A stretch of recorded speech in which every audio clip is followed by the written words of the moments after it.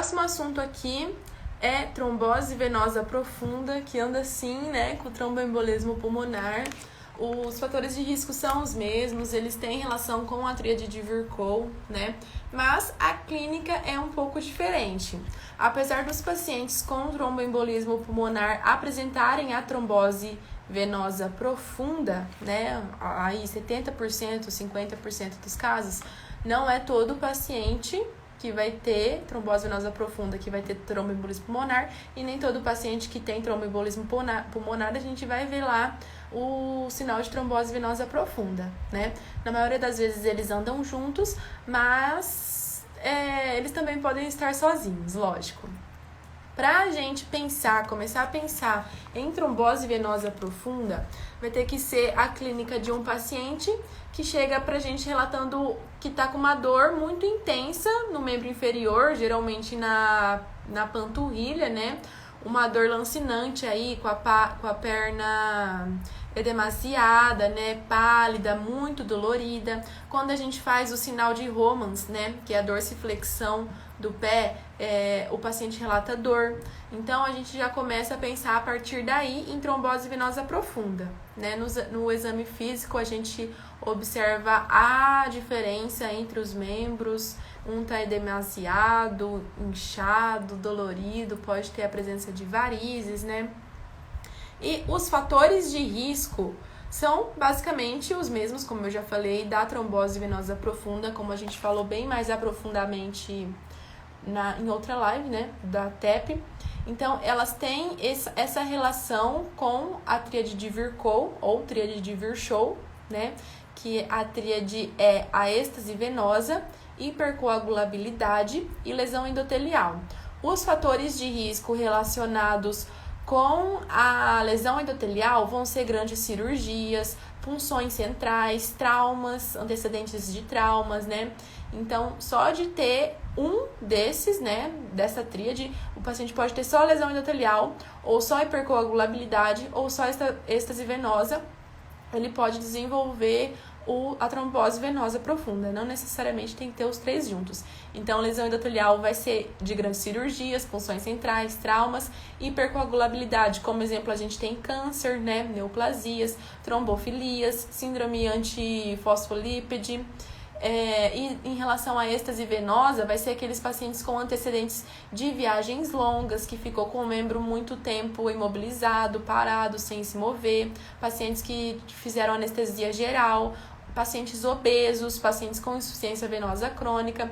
Então, a partir da tríade, a gente já consegue fácil tirar vários fatores de risco, né? Só pensando na tríade de Virchow ou tríade de Virchow. Então, vai ser pra gente pensar na TVP, na trombose venosa profunda, vai ser um paciente com esses achados, né? E com esses antecedentes, esses fatores de risco.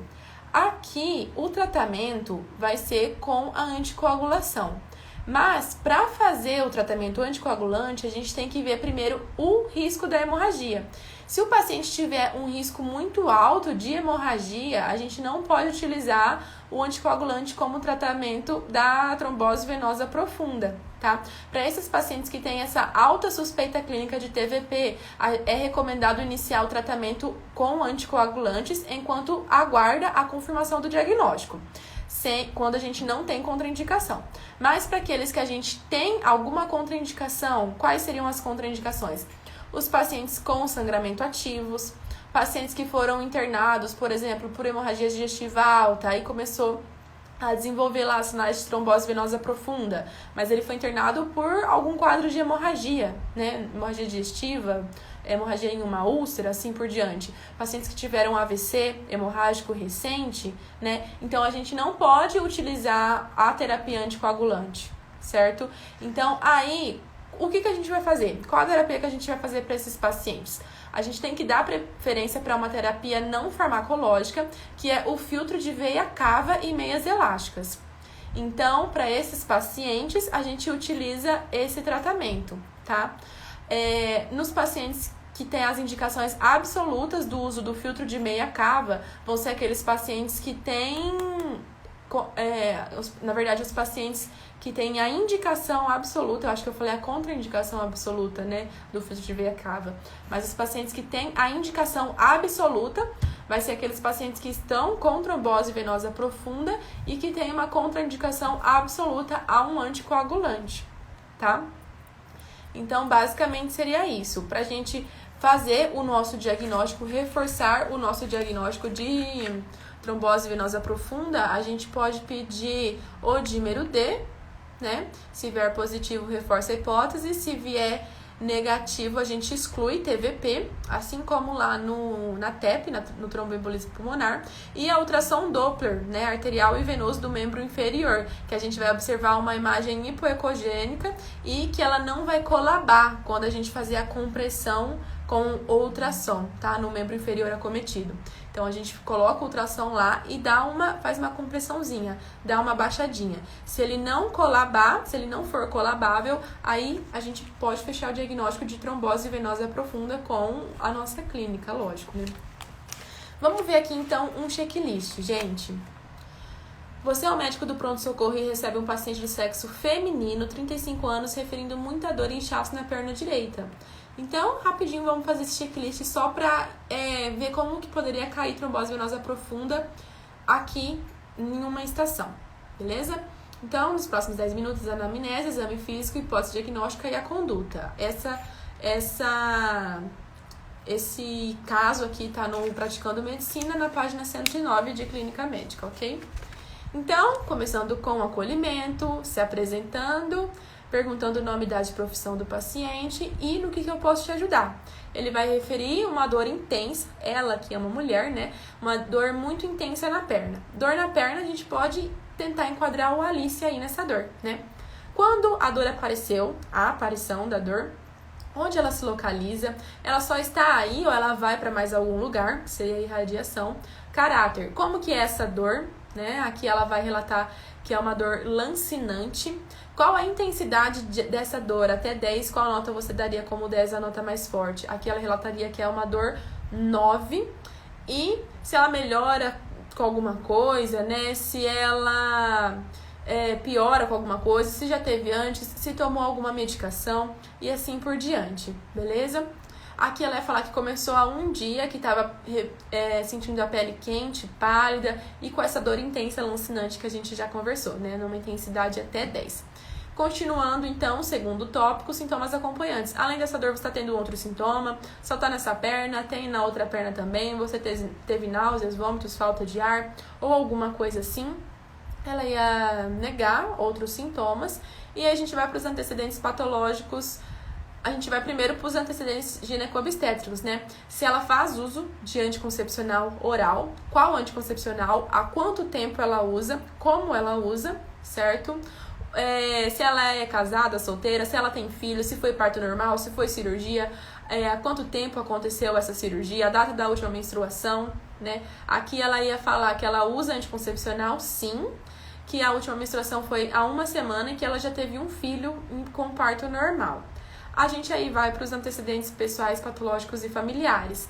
A senhora tem hipertensão, diabetes, tem alguma doença de coagulação, tem câncer, pensando lá nos fatores de risco, né? Teve alguma cirurgia recente, o que mais? A senhora fez alguma viagem recente que demorou muito tempo, a senhora teve que fazer alguma anestesia geral recentemente, pelo menos aí nas últimas 4 semanas, teve algum trauma nas últimas 4 semanas.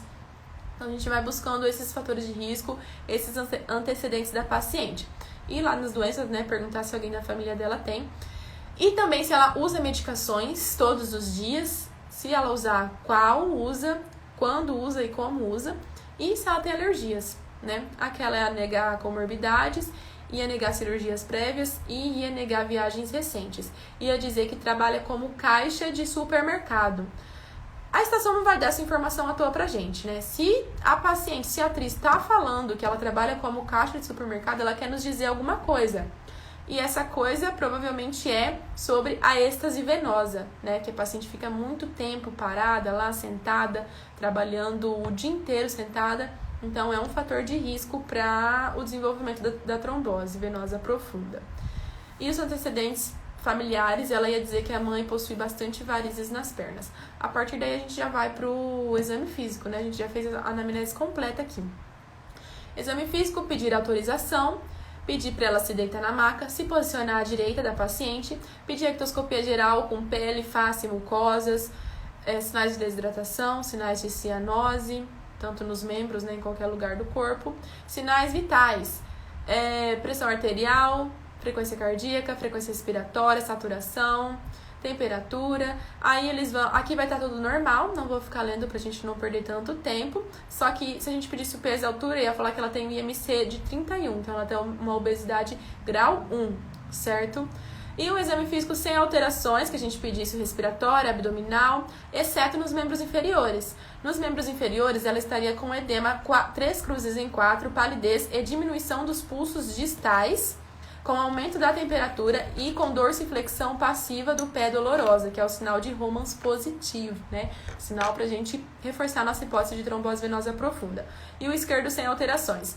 Então, a gente já pode verbalizar, tô com uma provável hipótese diagnóstica sua de trombose venosa profunda. Aqui eu quero pedir alguns exames. Posso pedir o dedímero, posso pedir uma ultrassom Doppler do membro inferior acometido, né? Fazer a compressão, para ver se tem se ela é colabável ou não. Se não for colabável, a gente faz o diagnóstico. Hemograma completo, né? A gente também pode pedir perfil renal, perfil lipídico, o que você quiser. Mas aqui só tinha o dedímero positivo. E ultrassom com uma imagem hipoecogênica não colabável e com compressão do membro inferior direito. Então, a gente verbaliza o diagnóstico, pergunta se ela sabe sobre a doença, se ela tem dúvida, né? E já diz que a gente vai ter que internar, manter ela internada para realizar o tratamento. Prescreve heparina não fracionada, pode ser 80 unidades por quilo endovenosa, dosar e manter o INR entre 1,5 a 2,5, ou também pode ser heparina de baixo peso molecular, como a enoxaparina, tá? 1 mg a quilo de dose em dose subcutânea. E quando a gente for dar alta para paciente, a gente tem que orientar ela a fazer o acompanhamento na UBS, né? Na unidade básica. E fazer a anticoagulação por pelo menos aí 3 meses, rever o método contraceptivo dela, né? Dizer que não é bom ela utilizar mais aquele anticoncepcional. Se ela fuma, falar para ela parar de fumar, certo? Porque tudo isso é fator de risco. Falar para ela perder peso, que ela é obesa, a obesidade é um fator de risco. Falar para ela fazer algum exercício físico, né? Porque ela fica muito tempo parada, então é interessante que ela faça algum movimento para ela tirar esse fator de risco também.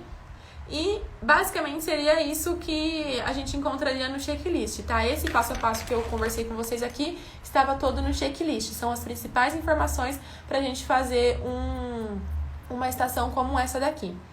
Em relação a uma estação de trombose venosa profunda na qual a paciente tem uma contraindicação, como a gente conversou lá, né? Uma contraindicação ao anticoagulante, eu vou ler aqui um exemplo, tá? Não vou falar de novo toda a estação passo a passo, só vou ler para vocês um exemplo para a gente ter uma ideia, né? Para abrir uma chavinha na nossa mente, que se a gente vê isso daqui, pensar em trombose venosa profunda, a gente saber que a gente não pode usar o anticoagulante.